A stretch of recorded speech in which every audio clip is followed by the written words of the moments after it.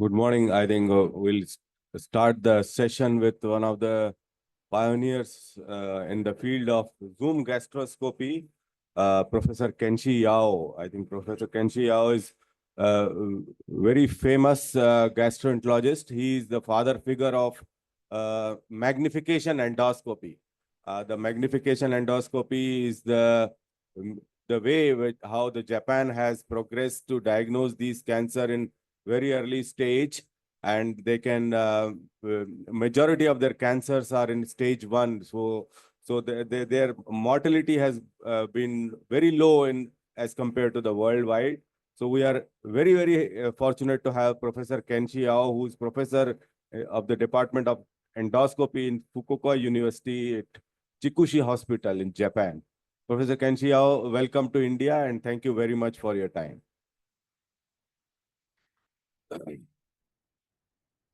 Good morning, everyone. So this is a great honor for me to make a presentation. And thank you for your invitation, all the doctors. Did you hear me? So I'm going to talk about endoscopic diagnosis for gastric cancer. This is a very good subject for me to make a presentation within 15 minutes. I make effort to finish it. But anyway, endoscopic diagnosis of early gastric cancer is divided into two steps, that is, detection and characterization. As Dr. Mohan told, Korea and Japan's mortality rate is less than half of incidence. That means the other countries is equal. That means we need to detect early gastric cancer in order to reduce the mortality rate. For such purposes, I showed something important. First, we'd like to give very good preparation with mucolytic and deforming agent. This is basic thing, but very important before endoscopy. So for ideal preparation, fasting since dinner the last night before is of course, and we also give the prep solution to the patient 30 minutes before. The mixture is 100 milliliters of water with mucolytic agent and deforming agent. If you don't have mucolytic agent, just 4 drops of simethicone with 200 milliliters of water can improve visualization. So please keep the patient preparation. This is the basic things, but essential. The next thing is we need to avoid blind spots. So one technique is gastric wall should be distended by air insufflation in order to reduce blindness. I'm going to show the video. With such small amount of air, we can't detect any lesion. Okay. So in such cases, we usually insufflate a lot of air in order to distend the gastric wall, in order to reduce the blind part. When we insufflate a lot of air, you can identify distinct region, which is very well demarcated, pale irregular region. It is characteristic for early gastric cancer of undifferentiated type. So this is the basic things. The histological thing, histological diagnosis show well to poorly differentiated adenocarcinoma with signature cell. With just such basic technique, you can easily miss the lesion. The third thing is also basic things. Release mucus and bubbles by irrigating water with deforming agent. After preparation, we sometimes encounter such very bad situation with quite a lot of gastric juice with mucus. In such cases, we will always aspirate the gastric juice and mucus, but it's not enough. And then we intensely rinse mucus and froth from the gastric mucosa through irrigation with water with deforming agent. And we will always distend the gastric wall by insufflation. Or after you distension, you can notice something different here. So this is well demarcated pale area. When we spray dye, it's become more distinct. The biopsy shows moderately properly differentiated adenocarcinoma with signature cell. So such basic efforts are mandatory in order to detect early gastric cancer. In order to avoid blind spots, we need to map the entire stomach using systematic screening protocol of the stomach, SSS. I proposed this systematic screening protocol for the stomach SSS in 2013. So you can just check only 6 parts in the stomach. First, when you insert a scope into antrum, you should take 4 quadrant pictures: lesser curvature, anterior wall, greater curvature, posterior wall. That makes 4 quadrant investigation. Similarly, if you draw back the scope to the lower body, we will also take 4th quadrant picture. It's quite easy to remember. And similarly, in middle upper part, lesser anterior, greater posterior. You can do it with in counterclock or clockwise manner as you like. When we went retroflex view at fundus cardia part, we also take 4 quadrant picture. It's quite easy to remember. And then keeping retroflex position, mid upper body, we only take 3 quadrant picture. And at last, in Sizura, we only take 3 quadrant picture. So SSS comprises 22 images, but it's quite easy to remember for every country in the world. So I'd like to talk about for detection, markers for detection. We need to focus on very, very subtle surface change because early gastric cancer shows such very, very subtle change. But we are always looking at such subtle change. And color change is another very good marker. So very well demarcated red in the area can tell you cancer is here. So I need to move on to detection. After detection, we need to make a diagnosis whether it is cancer or not. For characterization, at first, we will do it by conventional white light endoscopy. I showed a criteria for early gastric cancer by conventional white light imaging.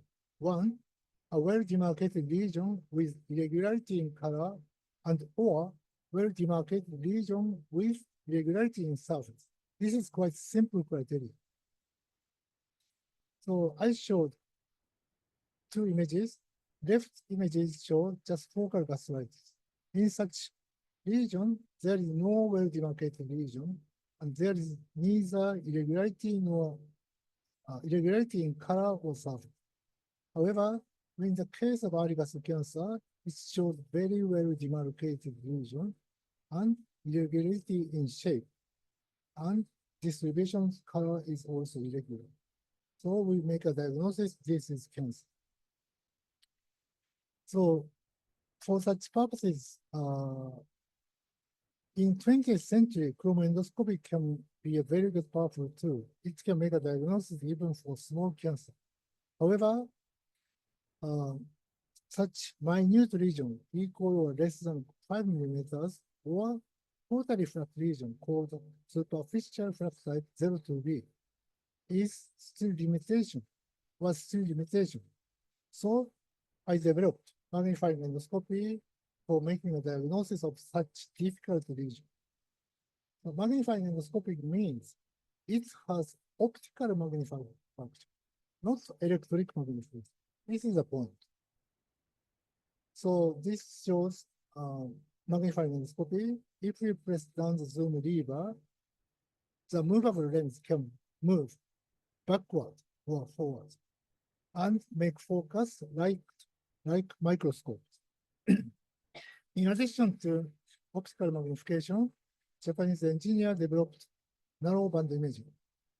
I will show it quite briefly. This is white light imaging, but when you press the button, narrowband filter inserted between the lamp and the RGB filter, and then narrowband width blue light or green light are projected. And then microvascular pattern and microsurface pattern become more and more visualized in high contrast. Therefore, so if we use this technique, we can visualize microvascular architecture and microsurface structure very, very clearly using VS classification system. So I show the criteria of early gastric cancer by magnifying endoscopy. One is irregular microvascular pattern with a demarcation line, and or irregular microsurface pattern with a demarcation line. These criteria is really useful for clinical practice. So I'm going to show a very good example using video clip. So you can easily identify the presence of the early gastric cancer here. So this is very easy by conventional endoscopic finding alone, but I'd like to show the magnified endoscopic finding.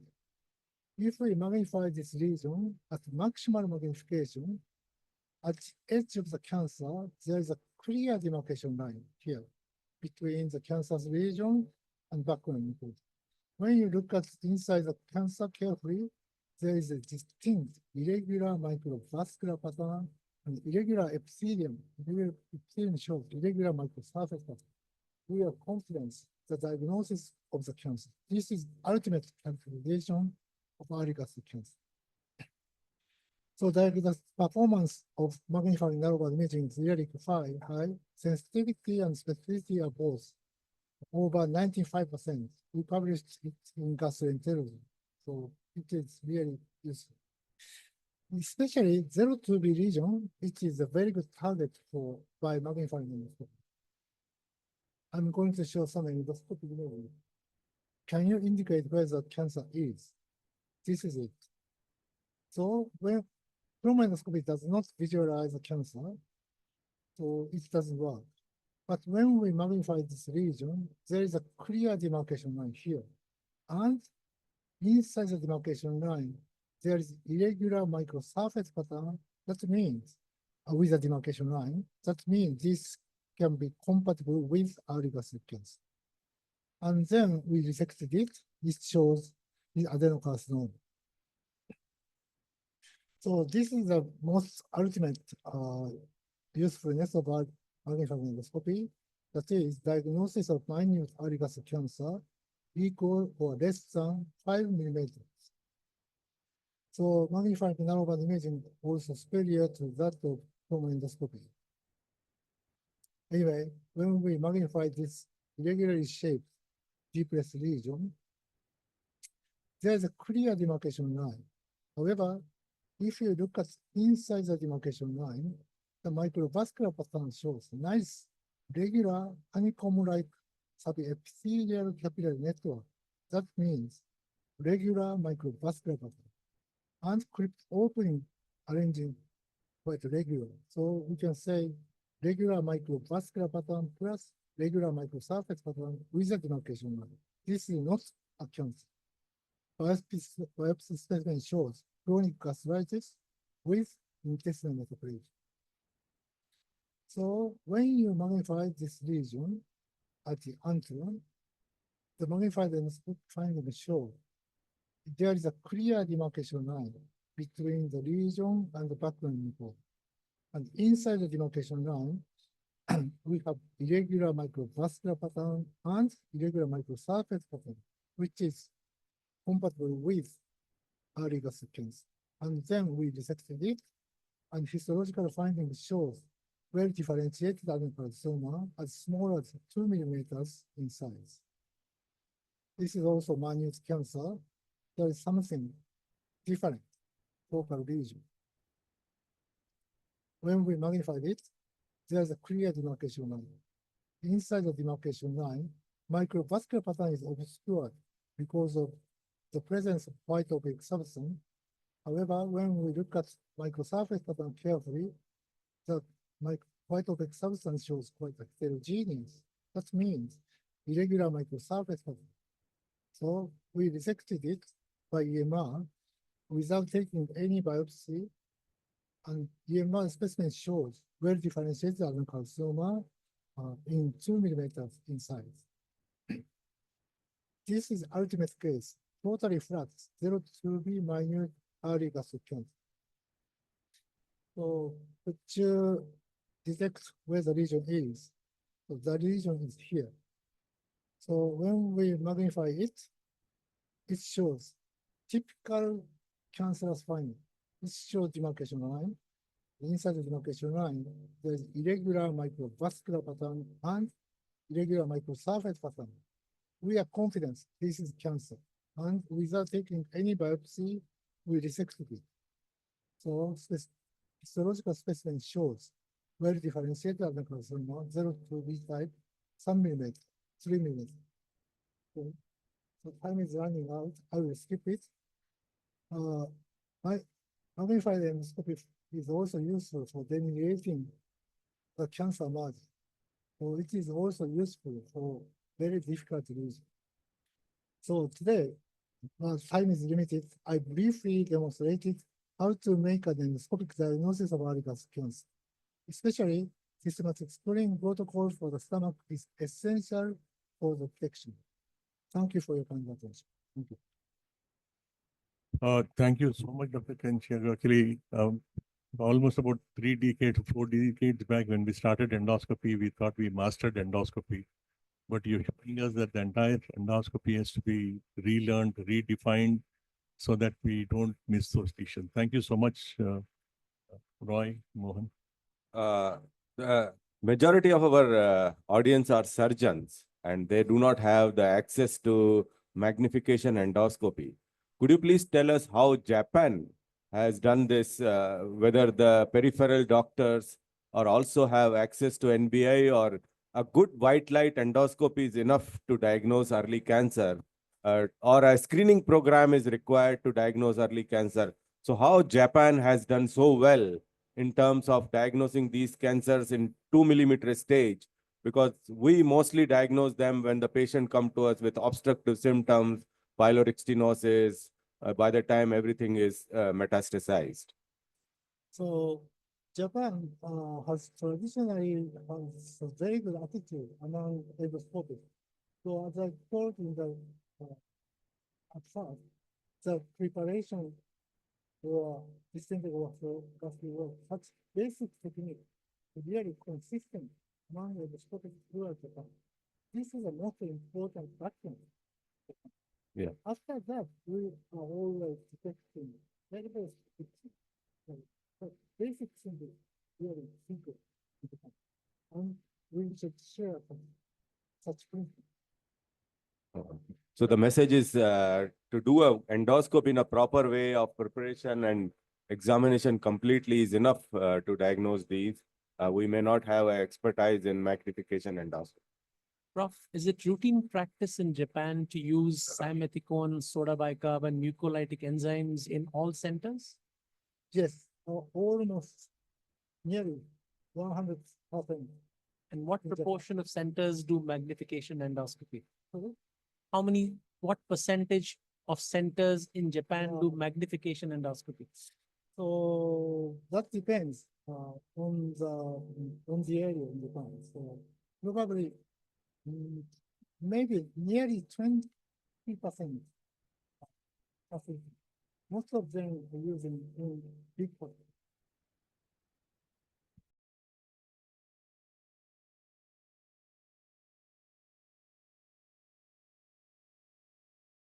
Okay, good morning, ladies and gentlemen. I'd like to start the first speaker. The first speaker is Dr. Mohan Ramchandani. He's going to talk to us about endoscopic management by EMR and ESD. Thank you. A talk from Professor Yao about the diagnosis. But gastric cancer is a very dreadful disease, and you know, the Napoleon was who conquered entire Europe, but could not conquer the gastric cancer, and he died of gastric cancer. And in India, we see the mortality of gastric cancer. If you see, this is the leading institute in Chennai. They report 34% survival rate at 5 years in gastric cancer, and esophagus still worse. So that means we are diagnosing these cancers quite late. And that's a wake-up call from us. as Professor Yao showed us, how we can do that. So once we have diagnosed these cancers in early stage, we can tackle them endoscopically also. This is an organ preserving procedures, but there are certain indications, and the treatment options are either EMR or ESD, which I'll be talking about, some technical aspects also. So we must diagnose these cancers early, as Professor Yao showed us, because if the cancer is limited to the mucosa, the lymph node metastasis is very minimal. That means that you can remove these cancer by endoscopic and not worry about the lymph node. But as the depth of invasion is increasing from the lamina propria to superficial submucosa to deep submucosa, lymph node metastasis increases. That means even if you remove them endoscopically, you are not going to cure them. So it is must for us to diagnose these cancers in early stage when they are limited to either mucosa or superficial submucosa, because no point in diagnosing them in deep submucosa, though they are stage 1, but already lymph node metastasis is there and they are out of endoscopic resection. You must do surgery. So we'll talk about what are the indication, when will you do that. So gastric cancer, I think we must have a knowledge how to diagnose a differentiated and undifferentiated cancers, and how to diagnose whether they are having mucosal invasion, whether ulcer is present or not. So look at this. If patient has a differentiated type of cancer and there is no ulcer, and if the cancer is limited to mucosa, any size of gastric cancer can be removed. While if this patient has developed ulcer or it has gone into submucosa, then only 3 centimeter and below cancer can be removed because they have 0% lymph node metastasis. Undifferentiated cancers are very notorious. I mean, they are very prone for metastasis. So we restrict endoscopic resection to less than 2 centimeter. As the size increases, the lymph node metastasis increases. So stage 1 cancers, which are limited to mucosa with less than 2 centimeter in size in undifferentiated, and also when there are no ulcers, we can give them option of EMR or ESD. EMR is a very simple technique where if you have the lesion, which is less than 2 centimeter in size, you can elevate it by saline and cut it by snare, which is a very, very easy procedure. But unfortunately, the en bloc resection rate is much less. We want a curative resection, and ESD is much better than EMR to achieve en bloc resection, because the recurrence rate is not being shown to be different, but that requires a very large sample size. However, ESD is a technically challenging procedure where there may be some more complications. So I think ESD is the way to go, and we should be prepared by some of the equipment like good endoscope, transparent cap, various knives, good electrosurgical unit. And as Professor Yao showed us, good white light endoscopy, you can see an irregular area there, and you can do magnification endoscopy, a demarcation line, an irregular vascular pattern in between. That's quite a characteristic of early gastric cancer. Now, once early gastric cancer is diagnosed, we take biopsies and make sure that it's a differentiated cancer, because this is slightly larger cancer. So we mark this area by the quadri and then start our procedure. So this is the first step where we mark our area by endoscopic methods, where we know that this can be the margins. And once this is done, then we go ahead and inject the saline and elevate our area of interest, which is the mucosal cancer. And then we start cutting using the knife. Here we are using dual J knife. So this is the mucosal incision. So idea is to go underneath the mucosa where the cancer is there, and then we can do the endoscopic submucosal dissection. So this is the submucosa. Here is the cancerous area. This is submucosa, and this is the normal area. So we must do the dissection. This is the muscle, and then the dissection is being done in the submucosa. so that we can remove this patch of cancer which is there. So good thing about ESD is that it allows us to do a full en bloc resection and then go to pathologist because they will also examine the whole area. And you can see it's a very simple procedure, requires some sort of expertise in submucosal dissection. And you can see the complete ESD has been done. This is the muscle bed and the whole cancerous area is gone. So now we have a cancerous tissue which is available us. Now, another type of cancer which I showed, Dr. Yao also showed, a pale looking type of cancers. These are undifferentiated cancers or gastric signet ring cancer. They are very, very difficult to treat. And as I said, these patients, the limited size is less than 2 centimeters. You can see the endoscope, it can be passed as normal. But if you're careful enough, distended well, and you can see a color change there. And once you go very near to that, you will find there is a area of a cancer which is showing a demarcation line, and then there are irregular dilated vessels. So here we don't do the procedures depending on, as you can see, these cancers spread subepithelially. So the margin may look here, but the cancer has spread down. So that's why it is important for us to calculate the margin properly in these cases. And with this snare, we are taking a 1 centimeter margin all around these cancers and then take biopsies from all 4 quadrants 1 centimeter away from the cancer. And if that biopsies are negative, then that means that these cancers have not spread subepithelially, and these patients are now good for ESD. And this is another example of a normal endoscopic looking area, but a pale area. And as you go for a magnification endoscopy, you will find a corkscrew type of pattern, a loss of surface pattern. And then after biopsies of 4 quadrant, 1 centimeter away, these undifferentiated cancers can again be removed using ESD technique. And this is again, I'll not go into the details, but this again signifies that if you are careful enough, diagnose these cancers in very early stage. These patients are mostly asymptomatic. A proper white light endoscopy is so important to do this. And once you have completely removed this, these fresh specimens should be stretched, fixed on a plate, and then with a mucosal surface facing upwards, these are mounted, and then proper sections are done. Especially very close sections are required because we don't want any deep submucosal invasive cancers to be missed.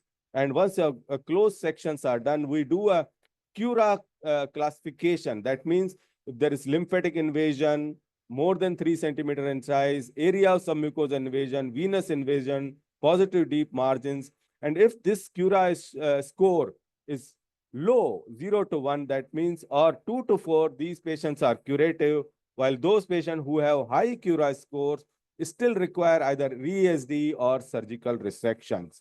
So it's a very safe procedure where you can diagnose and still depend on pathologists to say that these patients are cured. And because you have an opportunity for pathologists to declare that they are curative. And in India also, we are not far behind. And we are also having a good amount of ESD load now because of the establishment of good diagnostic endoscopy. And this is almost at par with Japanese, but not as a countrywide, but some areas who are really interested in diagnosis these cancers can do this. I don't have time to discuss other things, but I will say that endoscopic treatment of early gastric cancers offer a minimally invasive alternative to surgery. There is high curative potential. Good thing is that you must have a patient selection depending on the size of the tumor, differentiation, depth of invasion. The ESD is constantly improving technology where good endosurgical knives, cauteries, and traction devices are coming up. And it's only that we must establish a good diagnostic facility. The treatment remains a very simple one. Thank you very much for your patience. Thank you. think we'll leave questions at the end, Dr. Mohan. Thank you very much for your enlightening talk.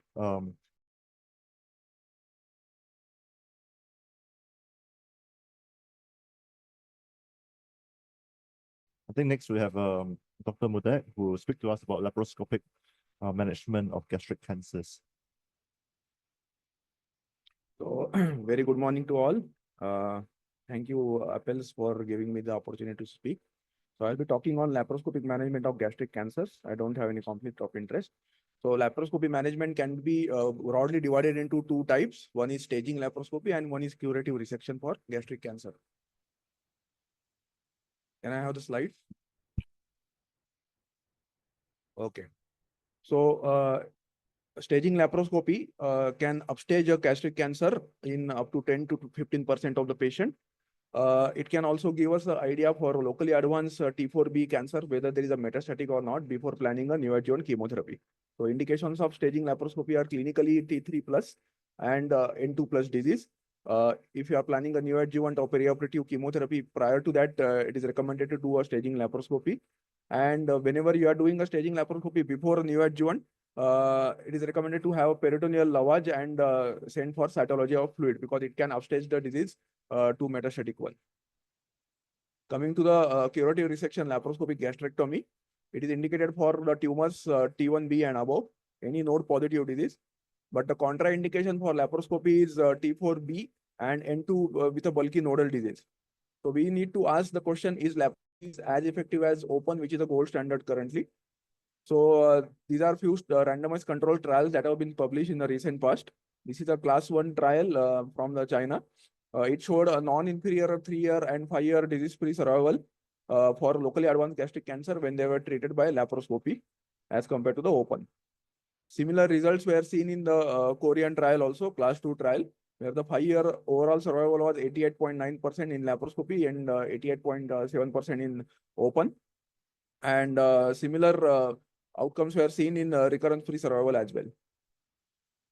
Japanese trials also showed the same thing, 5-year relapse-free survival. So you can see that it is a very long observation period, follow-up period, where there is a good outcome seen in the laparoscopic approach. So when we are thinking that we will do a laparoscopic surgery for gastric cancer, we need to ask ourselves, can we do the job as good as open and have a good post-surgical field like this with a good specimen? So the tricks of doing that is you should know all the stations which are described by the Japanese group, where D1 is all the stations marked by the colored blue, and the red one and yellow ones are the D2 stations. So 1 to 7 are D1 and 8, 9, 10, 11 and 12 are station D2 dissection. So extent of dissection, sometimes the increased morbidity or fear of doing laparoscopy can be because of the extensive dissection that is required, as well as the complication of complicated surgery of bursectomy and omentectomy. So there are various guidelines, both from the West as well as East. So all of them recommend D2 lymphadenectomy. Only the Western guideline, European guidelines suggest for T1 tumors, you can do a D1 plus lymphadenectomy. That is removing station 1 to 6 with station 7. So bursectomy is not indicated for T3 and T4 tumors as per the omentectomy, because that can be a hampering factor while doing laparoscopy, especially in obese patient. So we don't have a robust data, and still a total omentectomy is preferable over a partial omentectomy, and trials are still going on. So one should know the anatomy before planning a surgery. So BMI and visceral fat plays a big role. So if you are planning a laparoscopic gastrectomy on obese patient, it is preferable to do the omentectomy at the last rather than doing it before, because the omentum can come in the way of lymphadenectomy. Position of coronary vein also is important, because sometimes the coronary vein drains into the splenic vein and sometimes it drains into the portal vein. So it drains into the splenic vein, it can come into the dissection and it can get torn. So that torrential bleeding can happen, and it is very difficult to control because it is a vein, because without having any muscle layer. Aberrant hepatic arterial anatomy, yesterday also it was very well demonstrated. So you should know whether it is accessory or replaced. We try to preserve in all cases, but a good point was made. We can clamp it temporarily and give on-table indocyanine green to check the vascularity of the left lobe of liver. and sacrifice it. Also for total gastrectomy, if you are planning to do a splenic hilar node dissection, then you should know the splenic artery branching pattern, whether it is a distributed or magistral, because if it is branching very early, clipping that might cause a significant devascularization of the spleen. So we use the standard ports, 5 ports for a gastrectomy. Sometimes if the left lobe liver is very bulky, we use epigastric port for Nathanson's placement. For early gastric cancer, we use intraoperative endoscopy, or if you are planning intraoperative ICG, we use intraoperative endoscopy. So if you go by step, it will be very successful endeavor while doing laparoscopy. So first we start with omentectomy, and all the steps we follow rigorously. Once the resection is done, the another limiting factor for adopting laparoscopy is the intracorporeal anastomosis, because many surgeons may not have adequate skills for doing a laparoscopic anastomosis. So we can do a laparoscopic assisted as well as total laparoscopic surgery.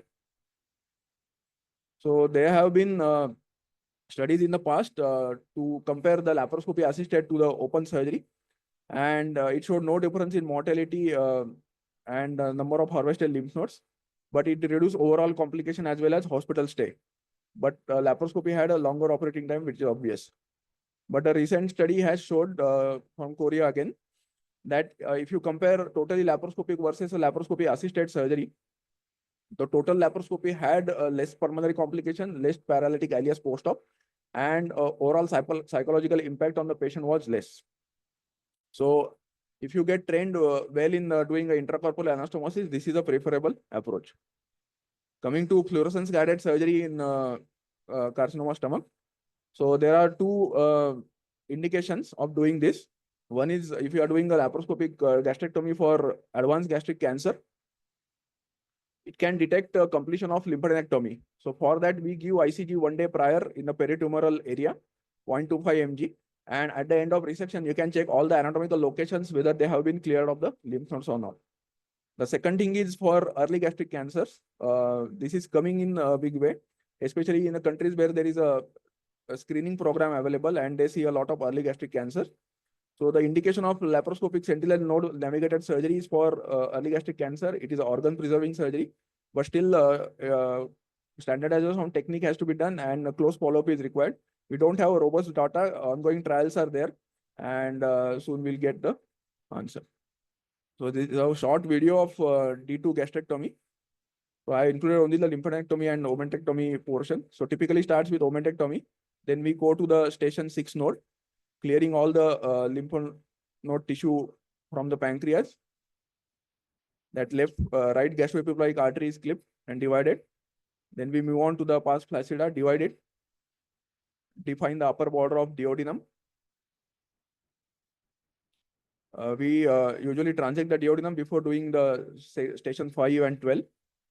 After duodenum is transected, it is very important to ask the anesthetist to withdraw the Ryle's tube before transection of duodenum. Even in a patient of gastric outflow obstruction, sometimes it can happen that while mobilizing, the Ryle's tube might go into the duodenum, and it has happened with us once. And then we have to open the duodenum. So the dissection continues on the left side. Station 8 nodes are dissected. Here we can see the coronary vein is going towards the portal vein.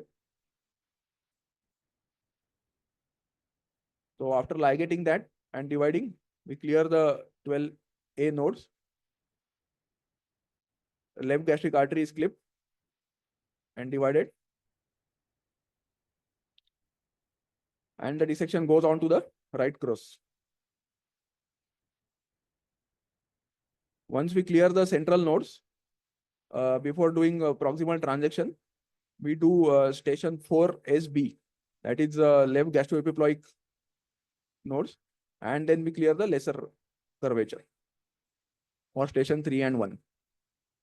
Then the transection is done and anastomosis is done. So to summarize, laparoscopy has role in staging as well as curative intent resection. D2 gastrectomy is safe and effective provided it is done by an expert surgeon. Intraoperative endoscopy and fluorescence guided surgery might play a key role in early gastric cancer treatment. Thank you.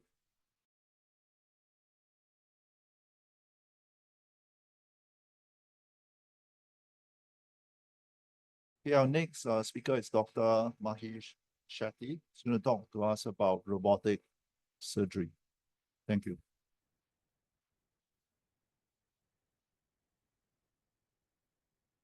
Can I have my slides, please? At the outset, I would like to thank Apels and the organizing committee for giving me this opportunity. Just to reorient ourselves regarding the history, the first open partial gastrectomy for cancer was done way back in 1881 by Bill Roth. It took almost a century for us to progress to the next surgical technique, that is laparoscopy. And in 1991 was the first laparoscopic gastrectomy done. And from there, it has been a rapid progress. And then within a decade, we got the first robotic assisted gastrectomy. In the past 2 decades, there has been gradual shift from open surgery to laparoscopy. And laparoscopic gastrectomy for treatment of gastric cancers has becoming more popular these days. Other than it carries advantages like less trauma, less pain, faster recovery, and shorter hospital stays. And there have been a lot of developments in the technology, in the instrumentation, in the camera side, in the energy sources in the last 20 years. But we need to understand that there are some limitations in laparoscopic gastrectomy. Basically, it is a 2D field. The depth perception is still very individual, depends on the experience of the surgeon. The movements of the instruments are still limited. The hand tremors sometimes are amplified. There is reduced tactile feedback, unlike open surgery. And all said and done, it is still a very unergonomic surgery. The pain of the patient is transferred to the surgeon when you are doing the laparoscopic procedure. This is where the robotic surgery comes into place. It tries to improve some of the drawbacks of the laparoscopy, and it has been in the evolving stage as of now. And it's being now regularly used in the treatment of carcinoma stomach. Other than the routine advantages which laparoscopy gives us, robotic adds that advantages of taking out the hand vibrations. It reduces the effect of surgeon fatigue, which is very high in laparoscopy, improves the operational stability, and it also enables a remote operation. Whenever a new procedure or technology is described, there are some questions which we need to ask ourselves. And these are, is there any new learning curve and how long is it? Is the procedure feasible? Is it safe? What are the outcomes of both surgical and oncological outcomes? Does it provide any advantages over the existing procedure? And what are the long-term benefits? And let us see each one of them one by one. Coming to learning curve, if you are a laparoscopic surgeon, then the learning curve is short, roughly needs around 10 to 25 cases to master the robotic surgery. But if you are transferring from open surgery to laparoscopy, it is very high learning curve. It is a long learning curve, needs anywhere between 40 to 60 cases for you to master the laparoscopic procedure. Unfortunately, I couldn't find any study which compares directly from open surgery to robotic surgery, because these days it is very difficult to find a surgeon who does not have a laparoscopic experience. Comparing how the robotic surgery does versus open gastrectomy, a meta-analysis recently showed that almost 6,000 patients were included. The blood loss is much less in robotic surgery. Hospital stay is much less. Post-operative complications are less. R0 resections are more. The number of positive lymph nodes resected are less. The operative time and the treatment cost are unfortunately more in robotic gastrectomy, and they showed that it is very safe and feasible procedure to be done in carcinoma stomach. This is one of the earlier multicentric trial which compared robotic versus laparoscopic surgery, a total of 400 odd patients. And they showed that there is no significant differences between the estimated blood loss or the rate of open conversion or length of hospital stay. The only problems were the increased operative times and the cost of the procedure. I have picked up a recent study, which is a meta-analysis of multiple studies. This is one of the largest studies done. It has a pooled data, so we'll find out what they are telling. Almost 86 articles were included in this analysis. And looking at the surgical outcomes of robotic versus laparoscopy, we can see that the operating times in robotic surgery is still a little high, but the advantages are that the blood loss is less. The conversion rates compared to laparoscopy are still less. The reoperation rates are less, and the mortality is less, even though they are not very statistically significant data. Coming to post-operative outcomes, again, we see that the hospital stay in general is less. The advantages are that the oral intake, we can start a little early in robotic cases. The overall complication rates are less. The surgical complications are less. Anastomotic leakages are less. And the problem is still the cost. Cost is high compared to laparoscopy.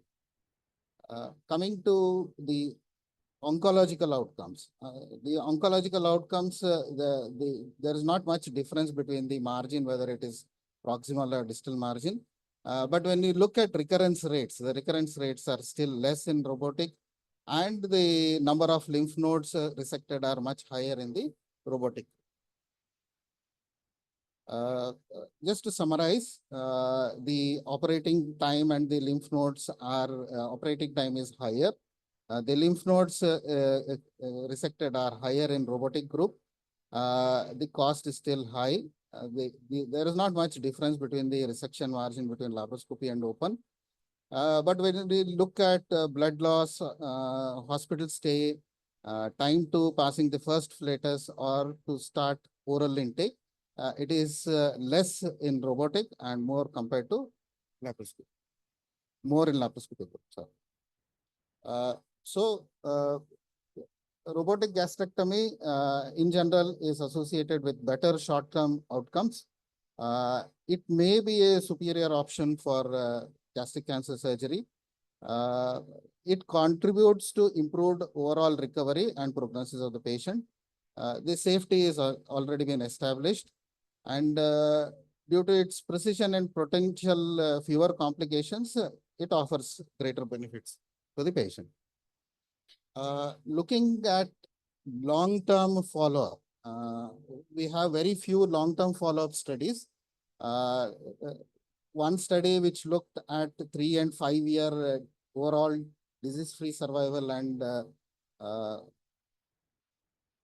overall survival in this patient. The 3-year disease-free survival is around 73%, and the overall survival is 74%. When we look at 5-year disease-free survival, it is 68.73, and overall survival is still 69%. Still very good. Another study which compared the long-term outcomes between robotic and laparoscopic surgery. The 3-year survival rates is better in robotic, and overall survival is also better. So compared to the current evidence, the operation times, when you look at the earlier group and the later group, the time is shortening down. And looking at one study which looked at the cost of surgery, why the cost of robotic is high. And the only reason they found is that the operation cost is high. The rest of the costs are all equal to laparoscopy or open group. So I'll skip this video because, to conclude, robotic surgery is safe and feasible. It has better short-term outcomes. It can be of benefit. Only thing is that we don't have long-term follow-ups for these patients. Thank you.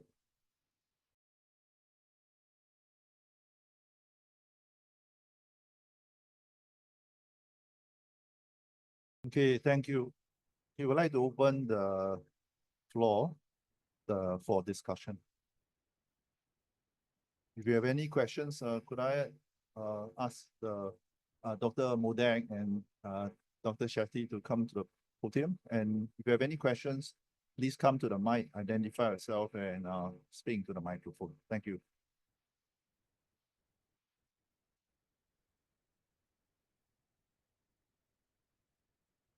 Maybe I'll just ask a question. Dr. Modak and Dr. Shetty, just a very general question. So what is the state of gastrectomy in India? Because I think previously there was a move towards a lot of centralization of gastric cancer surgery because the outcomes are better, perhaps better lymph node yield and so on. What is the state of this in India, and what would you recommend to our trainees if they have a referral for gastric cancer? So there are many surgeons who are trained in doing open gastrectomy as well as laparoscopy. There is no proper centralization as such, but there are referral centers and tertiary referral centers where high volume work is being done. So that's it. Everywhere it is done. It's not like centralized. Basically, two major groups which do gastric cancer surgery. One is the surgical oncologist and the other is surgical gastroenterologist in India. It's limited to these two groups. Thank you. Maybe I'll just ask another question. Can I ask if you have done a cost analysis of robotic surgery versus laparoscopic surgery at AIG? No, AIG, we have just started the robotic program 2 years back. So we are yet to do a cost analysis because the number needed to match, but it will be more costly in robotic as a general. Thank you.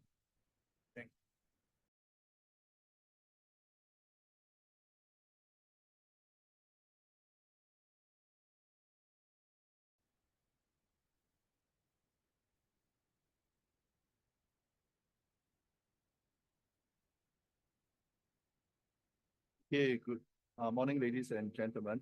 Okay, first I'd like to thank the Apels and the organizing committee for giving me the opportunity to speak.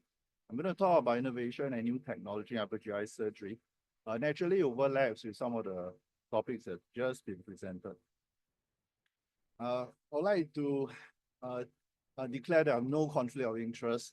I do not own shares in any of the companies I'm going to talk about. And the products I'm going to mention are more for illustrative purpose. I'm not here to endorse their products. And wherever possible, I will try to be as evidence-based as I could. I'm going to touch on three themes: fluorescence-guided surgery, robot, and AI. So we know that we live in a digital world, and all too often, if you go to the medical school these days, you will actually see digital learning tools in forms of layered, what we call digital table and virtual reality. Of course, we know that they cannot be used in clinical practice because they are just dealing with normal anatomy. We also have VR or AR headset in commercial setting, and there are actually many players in the market. A while ago, we tried to use one of the models, but we realized that the clarity, the sensitivity were just not up to scratch to be used in operating theater. So that project been parked aside. But more importantly, I'd like to talk about ICG, which is fluorescence-guided surgery. I think earlier on, it's already been touched on how ICG could be used. So in esophageal surgery, you can use it for lymphatic mapping. You can also use it to look at the anastomosis. So it gives you a sense of security and reassurance when everything turns green after you fashion the anastomosis. Of course, it helps you to identify the thoracic duct because thoracic is rich in protein and ICG binds to albumin. In gastric surgery, I think earlier Dr. Modak talked about how you can use ICG to help lymphadenectomy and how you can localize early gastric cancer and how you can use it to do sentinel node navigation surgery. And of course, if you throw in benign surgery, you can use it for checking of anastomotic leaks. So this is a paper that was just published looking at the role of sentinel node biopsy versus gastrectomy in early gastric cancer. So the sentinel node was actually identified using ICG. And we have a fairly new publication from China, which look at the role of ICG in lymphadenectomy. So in the groups that utilize ICG, they reported a higher lymph node harvest. And at 3-year follow-up, that's characterized by better disease survival and lower recurrence. So in gastric cancer, laparoscopic gastrectomy using ICG for lymphadenectomy confers a higher survival benefit. In early gastric cancer, sentinel lymph node navigation using ICG actually has similar 5-year survival. Next, I'm going to talk about robot. The marketplace for robot is actually very crowded because the robotic surgery industry is a multi-billion industry. We have robots in China, South Korea, Japan, and of course, we also have robots in India. This is a network analysis of the state of play of robotic surgery in orthopedics. And if you look at a picture on the left, you will notice that the market leader is actually America. Trailing not far behind are the Chinese, the Germans, and the Brits. And robotic surgery currently, therefore, is dominated by papers coming out of America, and also, of course, centers with robots. Interestingly, in robotic surgery, the procedures are actually confined to only 3 areas, namely spine, knee, and hip. And the authors also say that many of the papers published in robotic surgery were thought to be low quality. I put to you that the same conclusion can actually be drawn in gastrointestinal surgery. This is the Versius Surgical Registry. So it's a collection of more than 2,000 cases, which have been collected from centers that adopted or bought the Versius robot from the Cambridge Surgical Company. You will notice that when people first buy robots, they don't really use it for gastrectomy or esophagectomy. They use it for gallbladder, hernia, and a common cancer surgeries that we see in the hospital, such as colorectal, gynecology, prostate, kidney, and of course, lung surgery. So just to recap, most of the papers that we have in robotic surgery comes from America. And of course, depending on how things are, it may come from the East. So if we look at the role of robot in upper GI surgery, we'll divide into robotic gastrectomy, robotic esophagectomy, and robotic bariatric surgery. I think the previous speaker already touched on very briefly about role of robotic assisted gastrectomy. So first thing I'd like to put to you is robot-assisted esophageal and gastric surgeries are not common. So when hospital first buy robot, they don't really start doing that. So where then can you find good quality clinical data? So in my opinions, you have to go to a few places. You go to 3 sources. First would be registry data.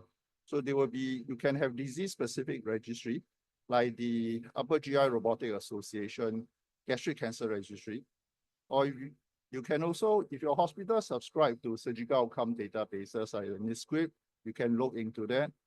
And of course, depending on which brand or robot you bought from, the individual companies actually keeps a registry on the data, a bit like the Versailles surgical registry that I show you. You can also use it. You can also look at your hospital administrative data. But of course, like I say, if you just look at your hospital, the volume will be fairly low. To look at high quality data, you really have to go to high volume centers, and they tend to be running prospective multiple center randomized control trial. And along with that, you need to look into meta-analysis and systemic review as what the previous speakers did. So this is a registry data of robot-assisted gastrectomy coming from the Upper GI Cancer Robotic Association. I would not spend too much time talking about the results, except to tell you that robotic surgery can be done to a very high standard, comparable to MIS gastrectomy with very low morbidity and mortality. What about robot-assisted esophagectomy? We need to look at meta-analysis and multi-center randomized control trial. So if you look at meta-analysis, in terms of lymph node harvest, there is no significant differences between the different stations of lymph nodes that you got between MIS esophagectomy and robotic esophagectomy. And the same applies to short-term outcome, such as complication length of stay and 30 and 90-day mortality, as in long-term overall survival. This is a interesting study. This is a trial that just closed its recruitment not so long ago, but the early results been published. It's the REMI trial, looking at the differences between MIS esophagectomy and robot-assisted esophagectomy. Again, if you look at a short-term outcome, there is no significant differences. But what is quite interesting here is the robotic group here actually reported shorter operative time. This goes against what we already know in the robotic literature, because most robot surgery will take longer. So my personal interpretation on this part of the result is the players in the trial have actually overcome their learning curve. They're actually very skilled surgeons from high volume center. And because of that, they were able to demonstrate better lymph node harvest, including patients who had neoadjuvant treatment, and also better lymph nodes at the site near the left recurrent laryngeal nerve. We know that that is an area which may be associated with parafibril mobility if the nerves were injured. So now that I presented the evidence for robotic surgery, I would like to move to this paper. This paper doesn't include robotic esophagectomy or gastrectomy, but this paper probably represents the highest evidence or data that we have supporting the use of robot. This is what I call a desktop exercise. So the authors actually look at more than 50,000 references, spanning 12 years, 22 countries, covering 6 common surgery. If you remember the Versailles registry that I show you, so most people buy robots to do common cancer work, like lung cancer, gynae cancer, kidney cancer, colon cancer, rectal cancer, and of course, prostate cancer. And the cumulative sum of the population was actually quite big. So the comparing robot across laparoscopic and open is a total of 3 million population, and making the robotic group maybe about 1 million. So we know that up to now, we estimated that more than 10 million robotic cases been done worldwide. So this paper actually covers about 10% of the robotic cases, which is quite significant. So what the authors reported was robotic surgery tend to take longer, but nonetheless, patients would have shorter hospital stay, as alluded in Dr. Shetty's talk, and they tend to have lower blood loss and lower need for blood transfusion. But what is more importantly is they have lower risk of complications, readmission, and death. If you remember the network analysis I showed you, that paper, of course, comes from the market leader, which is this brand. And the authors concluded that this is good enough data, perhaps for you to take it to your hospital administrator and ask if they're willing to buy robot for you. But we know that the elephant in the room is actually the price of the robot. The robot will cost up to $2 million US. And of course, in 2022, Intuit Surgical actually reported 6 billion in sales for robots. So it tells you that it's actually a very big industry. We also learned that there is quite widespread disparity in terms of the research in the cost effectiveness of robots. So in this paper, the authors again reported some disparity. So basically, there are companies or rather countries that adopted robot, but they focus their research mainly on outcome studies.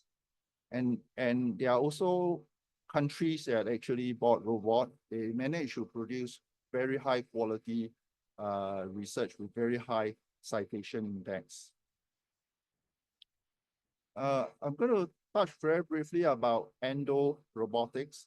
Endo-robotics combines both flexible endoscopy and robotics. So on your left is a brand licensed to be used in head and neck surgery. And there has been talks about using it in colorectal and upper GI for polypectomy. On the right is a model from the group in ERCAT, and they still at preclinical stage. And they show that if you do ESD using a flexible robot platform, it seems to be easier. And as a result, then you can do it in shorter time with reduced risk of perforations. So in the future, perhaps the Apels workshop will have an endo-robotic curriculum. And the group in Chinese University of Hong Kong has recently published a feasibility study on the use of robot in about 40 patients. What they have is something called the Endo-Master system. So if you look at the results here, you realize that you can actually do ESD in fairly short time with fairly good results and also fairly low morbidity. Okay, I'm going to spend the last few minutes talking about AI. So AI would cover a few areas. First is AI-assisted gastroscopy. I think because of the prevalence of upper GI cancers in the East, the AI-assisted gastroscopy platforms are coming from countries like South Korea, Japan, and China. Although the bulk of the AI-related endoscopy research actually comes from colorectal in the detection of colonic adenoma. In the literature, we have coming close to 40 studies comparing the effectiveness of AI in the early detection of upper GI cancer. There's actually quite a significant heterogeneity across them. Some of them look at white light, some of them look at magnifying view. And then, of course, there will be assisted imaging like MBI. Some look at SCC, some look at adeno-CA. But nonetheless, they all show similar pattern. What they show is if you adopted AI helps a novice to become more like an expert. And AI actually allows you to do the scope faster. And of course, AI will never get tired. So if you're doing a scope 5 o'clock in the evening, your AI can also pick up the same lesion as they do in the morning. So this brand is the only brand currently to be licensed for detection of upper GI cancer in Singapore. But there are actually other players on the horizon. They will be entering this very big market. I'm going to spend some time talking about patient safety and artificial intelligence. We don't have any data on that in upper GI cancer. The best example I can give you is laparoscopic cholecystectomy. So using computer vision science and machine learning, the AI can actually detect what we call go and no-go zone. Go would be the area around the gallbladder for which your dissection allows you to identify the critical window of safety. The no-go will be those areas near the midline where your major vessels and the common bile ducts are. We know that about 10 years ago, if you created surgeon's operative video, and you can actually find a correlation between their post-operative complications. So here you have very surgeons that are on the lower percentile. They tend to have higher complications compared to those with better skills. Moving forward 10 years, we now have robotic prostatectomy. We also have AI. So this is a paper that was published recently, looking at the correlation of patient outcome with surgeons' performance in robotic surgery. I'm going to spend the last few minutes touching about navigational surgery. As you know that, navigational surgery, just going to give you two examples. This brand comes from South Korea. So this brand provides what we call an integrated approach. So first of all, it helps you to do preoperative planning. So if you have a CT scan, MRI scan, you can actually put the scan into the system. It will then be sent by cloud to the computing center somewhere in the headquarters, and the results will then be sent back to you in 3D reconstruction. And during the surgery, you can actually see this. So this is what you will see as a surgeon, and this is what the 3D reconstruction of the images are. So here you can see a pancreatic egg dissection and the reconstructed vessels that perhaps match quite closely to what you were seeing intraoperatively. After the surgery, the computer is able to segmentalize the parts of the surgery and allow you to do it for annotation, review, and of course, audit purpose. The other example that is quite new, which has just been approved by the Japanese government a couple of months ago, is the surgical vision called Eureka. It's a surgical visualization system. So when you press a button, what will appear is you will see all these angel hairs. Angel hairs represents holy planes in operation. And of course, it tells you that if you can cut near it, you are likely to meet with major complications or critical structure damage. So ladies and gentlemen, I've come to the end of my presentation. I put to you that fluorescence guided upper GI surgery has many uses, including recognition of important structure, increase in lymph node retrieval, which may lead to increase in survival, and of course, integrity of the anastomosis. Robotic surgery in upper GI cancer has been shown to be feasible, safe, just as good as MIS, but maybe superior in some areas. When it comes to robotic surgery in common cancer, we now have fairly convincing evidence that it works in the short term with better outcome. So I think the prediction is there will be more and more robotic surgery being used in the future. We also know that if you adopted AI in the detection of upper GI cancer in screening, it will support your effectiveness.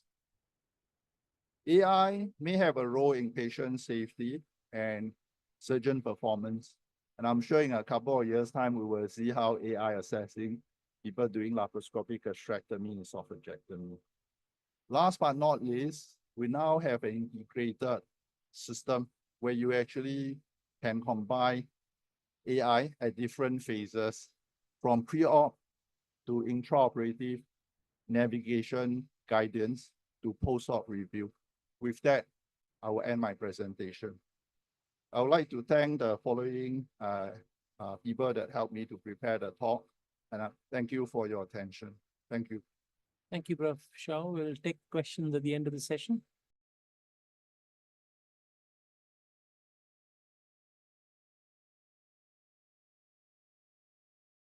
may I now request on stage Professor JL from Singapore, who will tell us, give us a talk on laparoscopy and endoscopic cooperative surgery. Where are we now? Okay, great. Thank you, JL from Singapore. Thank you for having me. I think I'd like to thank the Apels group, as well as the group at AIG for the invitation, to speak about Endo-Lap surgery. Where are we now? I have no disclosures to display, comment on, but I think that Endo-Lap surgery is something that's very promising and something that new surgeons should be familiarized with. But before we go there, we should probably talk about indications for surgery, for Endo-Lap surgery. And Endo-Lap surgery is usually used for the management of submucosal tumors. And these are generally for submucosal tumors that are more than 2 centimeters. We heard this yesterday. Or if sometimes they can be smaller tumors, but probably we should try to prove that these are just by having a fine needle biopsy. And we know that the wedge and segmental resection is sufficient, laparoscopy is safe, and that lymph adenectomy is generally not required for GIST because they don't generally spread via the lymph nodes.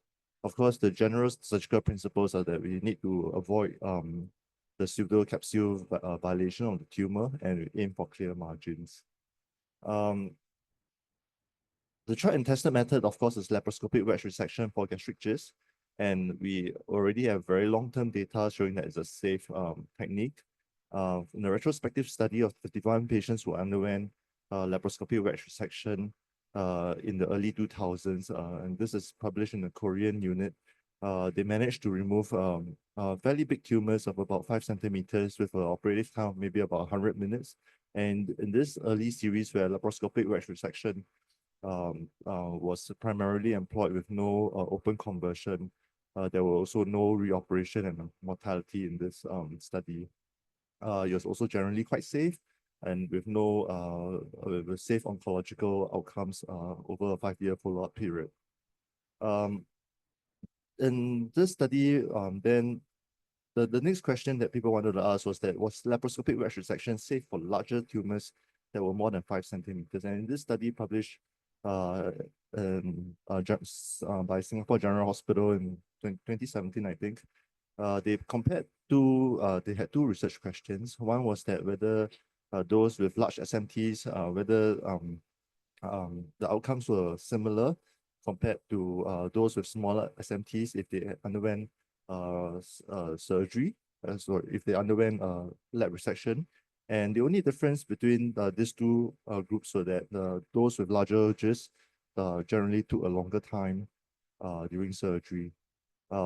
Comparing those that underwent lap versus open wedge resection for just more than 5 centimeters, you can see that in this retrospective study, the authors argued that there was a generally better outcome in terms of shorter operating time.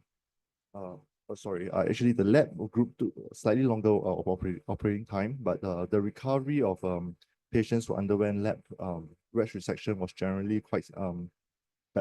better, probably due to faster recovery and perhaps less ileus. So just a very quick recap. I'm sure that all of you here are fairly confident of how to do a lap resection, either lap or open. And the general principles are just to try to remove the tumor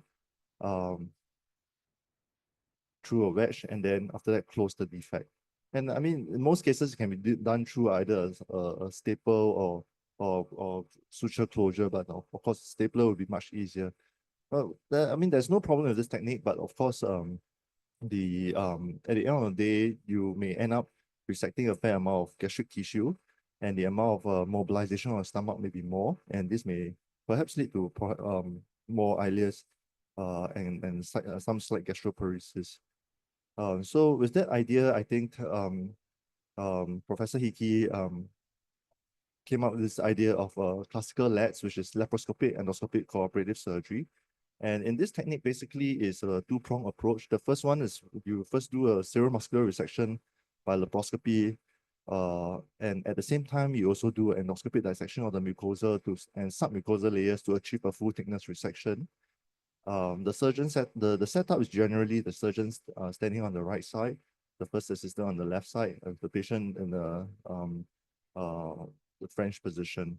The cameraman would then stand in between the legs. We first confirm the tumor, and then because you're going to do an endoscopy during the surgery, you want to prevent too much gas insufflation on the small bowel, so they will clamp the small bowel with a clamp forceps about 10 centimeter distal to the Trex ligament.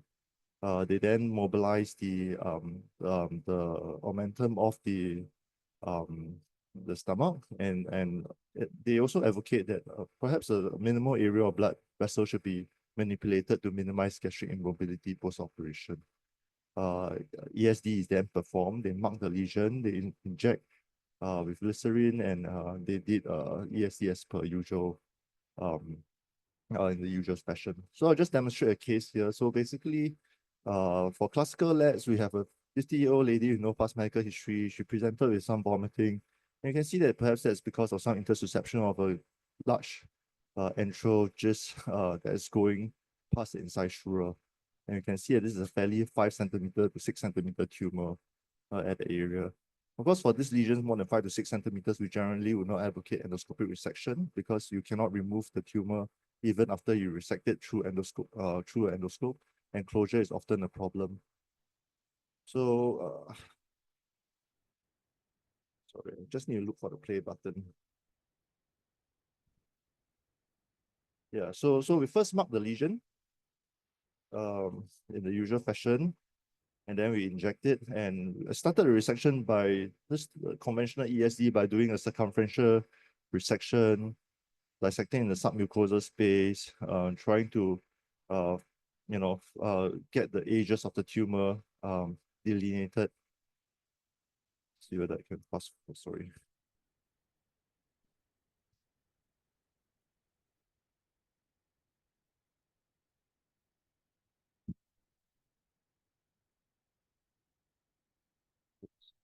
Is there a way to see the play button?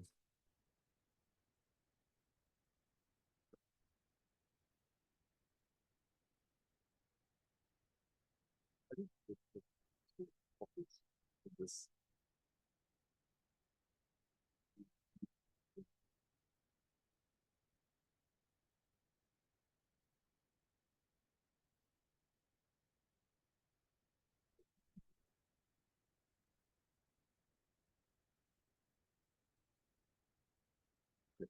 It's okay. I will come back to the video later. But suffice to say, I think the development of LEDs has gone through several phases. One is when it first started, it was really intraoperative identification of a tumor with visualization of a tumor, what they call the rendezvous technique, where they used it to identify lesions that are difficult to see, and then they identify the lesion on intraoperative endoscopy. Then it went to organ preservation, where they tried to try to resect as little tissue as possible, and that's what we saw through Hickey's technique with classical LEDs. And then further on, there was an idea of how we can prevent spillage, and that's when Professor Nanobe came up with the idea of inverted LEDs to prevent. So in classical LEDs, the problem was that in high-risk tumors, there was a worry about peritoneal seeding when you perform these resections, and there was this whole idea of how we can develop LEDs in such a way that we can either invert the tissue where we resect the tumor, or there are other techniques that I'll talk about in a while. Of course, to prevent spillage, there are also purely surgical or purely endoscopic techniques, such as per-oral resection of the tumor, or submucosal tunneling to remove the tumor, or intragastric resection of the tumor to reduce spillage. We will talk about this a little bit later.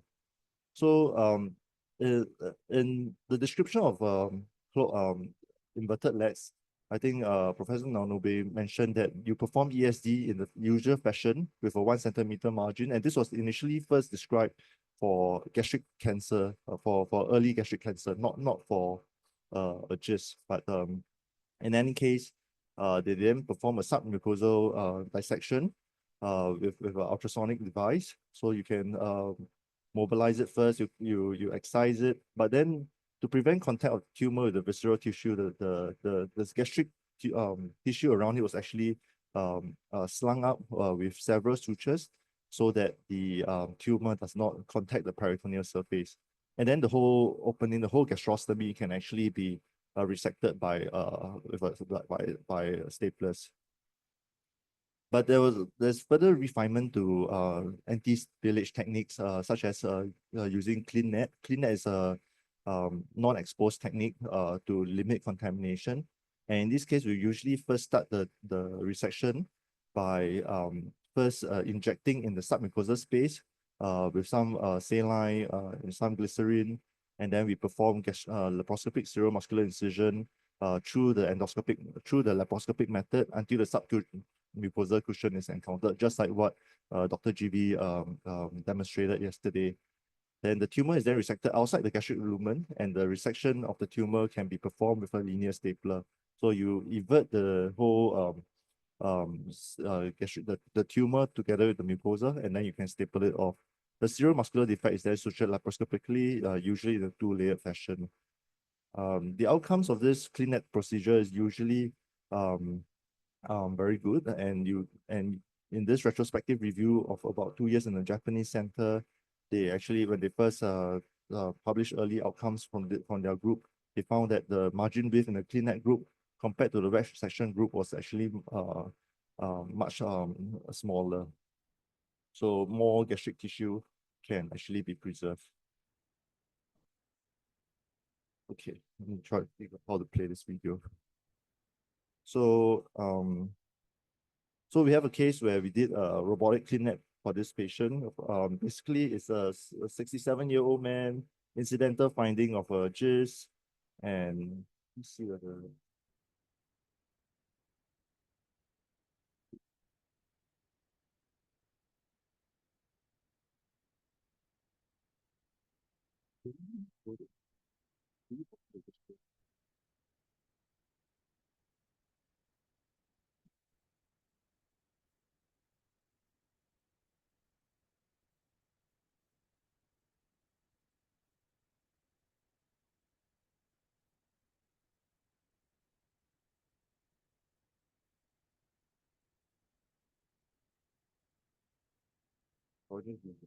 Yeah.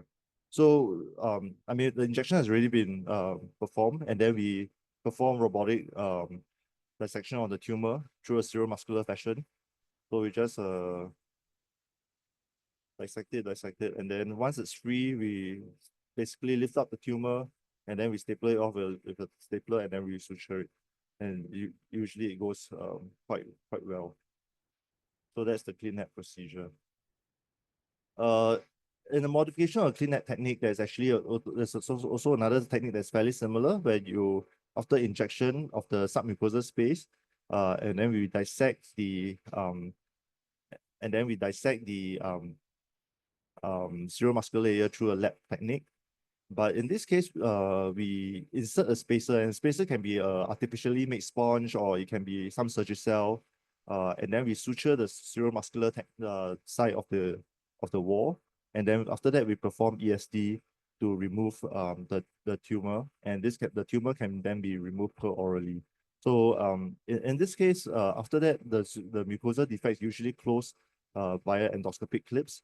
But this technique is usually limited by the size of the tumor, because you may not be able to remove something that's more than 3 to 4 something that's more than 4 centimeters through the mouth. So in most cases, CleanNet, as surgeons, a lot of us will do CleanNet because the amount of ESD that's required is very little, and the help you require from the endoscopist is just for injection. Whereas in NEWS, non-exposed wall inversion surgery, you actually need an endoscopist who can perform ESD. Closed LATS is actually a combination of the NEWS procedure plus classical LATS. So in this case, what Professor Kikuchi advocate was to perform classical LATS. So they injected around the tumor, they perform ESD, and then after that, through a laparoscopic approach, they put a spacer to and they close the seriomuscular layer before completing the seriomuscular the resection from the endoscopic side. So of course, this technique, because it requires a combination of both techniques, they've shown that the mean operation time is much longer, it's almost 4.5 hours. There is also some learning curve associated with this technique because 3 out of the 5 cases were not successful because the tumor could not be removed. Perhaps because of case selection, they chose to perform resection on bigger tumors, and also there were some cases of perforation. The success technique actually increased after they introduced the use of a spacer, and that's when the outcomes got better. So those are the lab endo techniques that we talk about: news, inverted lats, clean net, and so on. But as surgeons, I think we should also be think out of the box, and there are some other ways that we can remove a gastric tumor, submucosal tumor, and this is especially indicated for tumors that are located near the GE junction. So in the intragastric wedge resection technique, we can first perform a gastrostomy, and then using a laparoscopy, using a conventional laparoscopic camera, we can actually pull the tumor with a grasper and resect it with a stapler.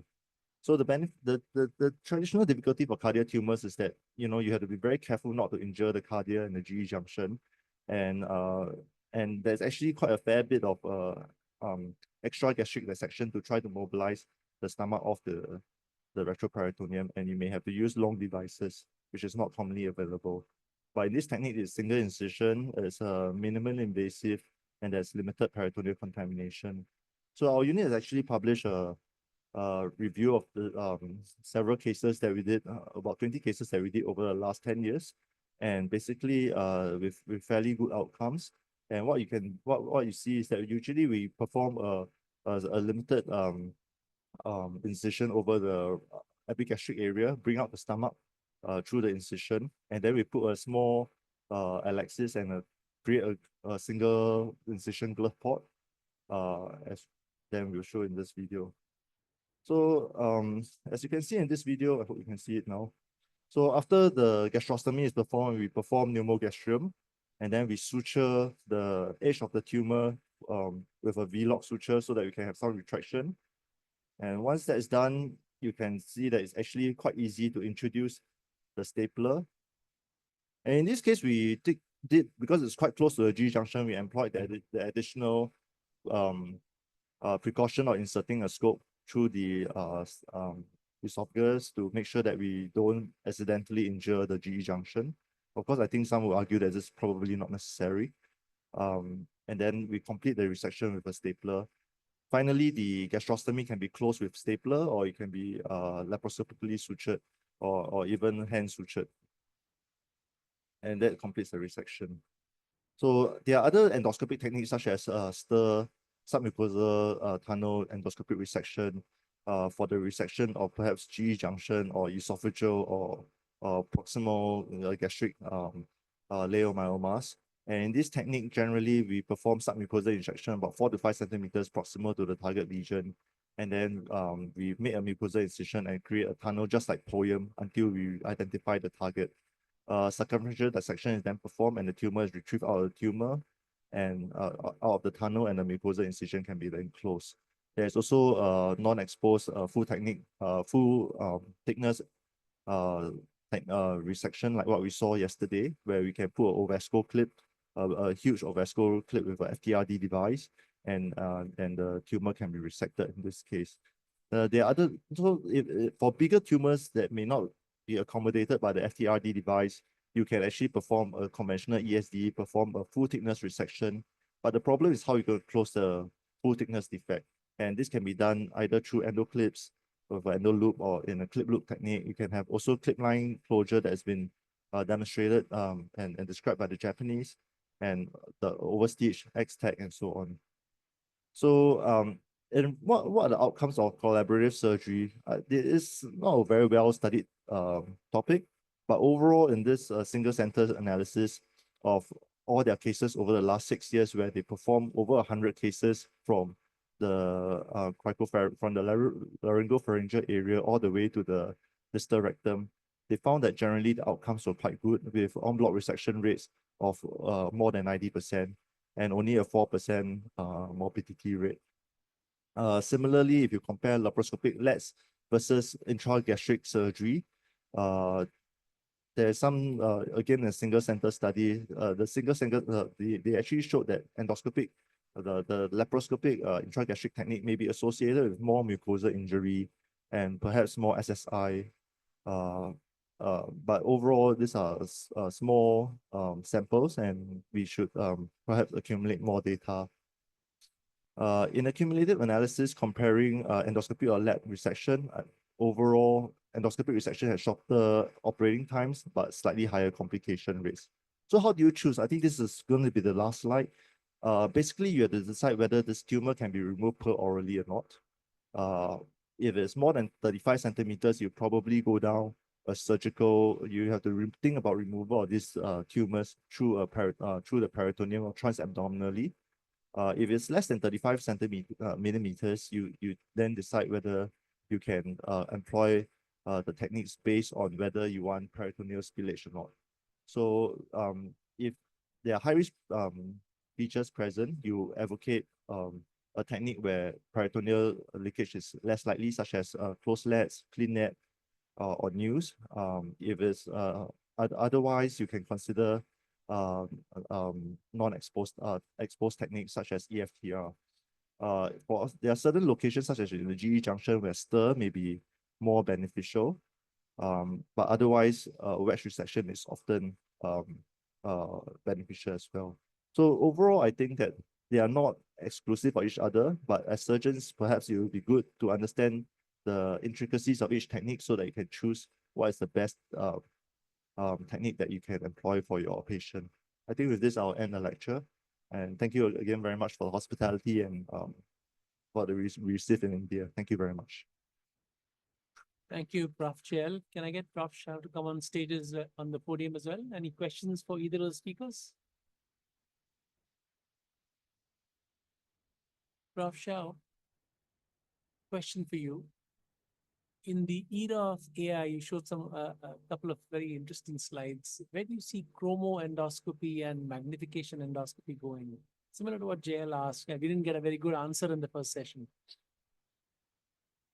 I think it's a difficult question. I suppose if AI can see better, there's no reason why AI cannot incorporate a technology into its algorithm, I see.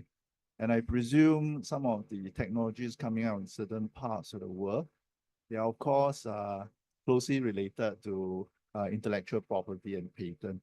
So I would imagine the software will probably be technology specific. Anything Jun-Liang wants to add?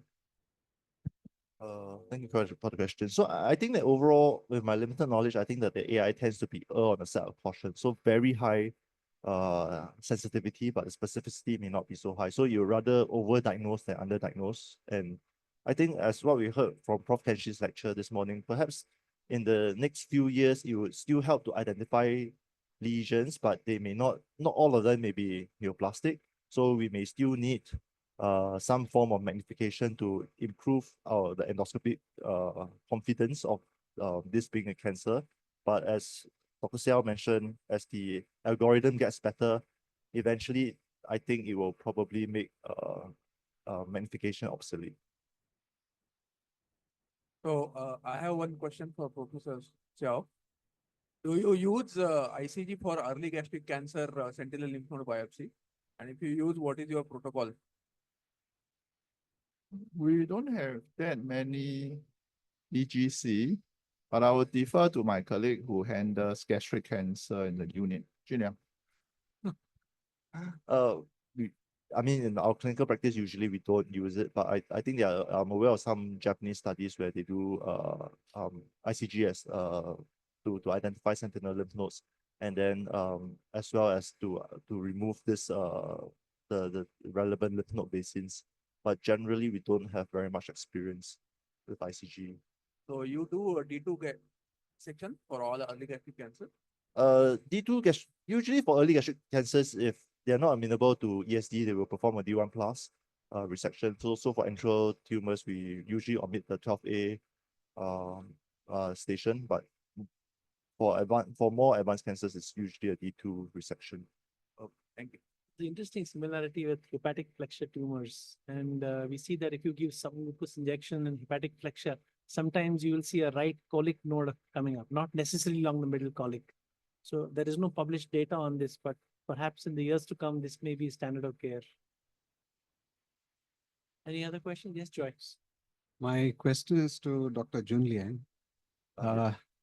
Doctor, since you are an endoscopist and a laparoscopist as much as I know, so like Dr. Mohan Ramchandani in the morning demonstrated a case of early gastric cancer, which he, like first he said initially we used to do EMR. Then as we learned POEM, we realized we could do ESD. I would like to propose, like, why not a wedge resection? Take the entire tumor out with the serosa and then assess and send it for a biopsy. And then if it is advanced, the possibility of lymph nodal metastasis on the basis of invasion, then go for a D2 gastrectomy. You mean for early cancers? Yes, early gastric cancers. I think that the idea is that I think as we progress, the idea is to be as minimally invasive as possible. And even wedge resections can be associated with some morbidity, and especially with the gastrostomy closure and so on. And ESDs in expert hands, sometimes they can perhaps even go home the same day or the next morning. So if we aim for a minimally invasive technique, then it would make sense to perform ESD rather than wedge resection. Of course, that will come with endoscopy's experience, with recognition of what you can safely, what fits the ESD criteria. And that's where I think most of us should start. Yeah, but I think generally it's being to try to be as minimally invasive as possible. But what about the tumor handling? Like in ESD or EMR, the amount of tumor handling is so much. Like, I believe like there's a possibility of dissemination that way, rather than like a shorter procedure, a quick stapler, and you take out the entire lesion out. I think that's what we've discussed before. I think when you do a wedge resection, there is always a risk of some gastric fluid and things like that contaminating the peritoneal surfaces. But when you do ESD, in experienced hands, the rate of perforation is actually very low, probably less than 1%. So you don't get a a full thickness defect. So in that sense, I think peritoneal dissemination is much rarer in ESD in early cancers compared to doing a wedge resection. Because in wedge resection, yes, you can employ one of these lax techniques. But there is, if you do conventional wedge resection, there is always a chance that you may have peritoneal dissemination. You showed a lot of technique, the news net, and what is your preferred method? I didn't have enough time to explain in detail. I'm so sorry, but I think because I'm primarily trained as a surgeon, my go-to technique usually be a clean net procedure. So I would inject in the submucosal space to increase the submucosal cushion and perform seromuscular dissection of the tumor, stapler off the technique and just close the opening. Is especially beneficial, especially if it's near the cardia or the antrum, I feel. But I think it's limited. One of the limitations of clean net is perhaps that you probably need the tumor to be a little bit more on the seromuscular side. If it's a purely Mucosal. intraluminal tumor, sometimes you may end up still having to take quite a fair bit of gastric mucosa together, and that may limit the benefit of the clean net procedure. But in most areas of the stomach and in a routine case, I think very straightforward cases, I still do a wedge resection because that's probably the fastest. But if I want to look at gastric preservation, the first thing that I would choose is probably a clean net procedure. And if it is on the mucosal side, then you showed the intragastric port placement. That will probably be beneficial for those near the cardia and so on. Intragastric probably. I think if you want to there's limited access to endoscopists, and intragastric it will be quite easy to perform.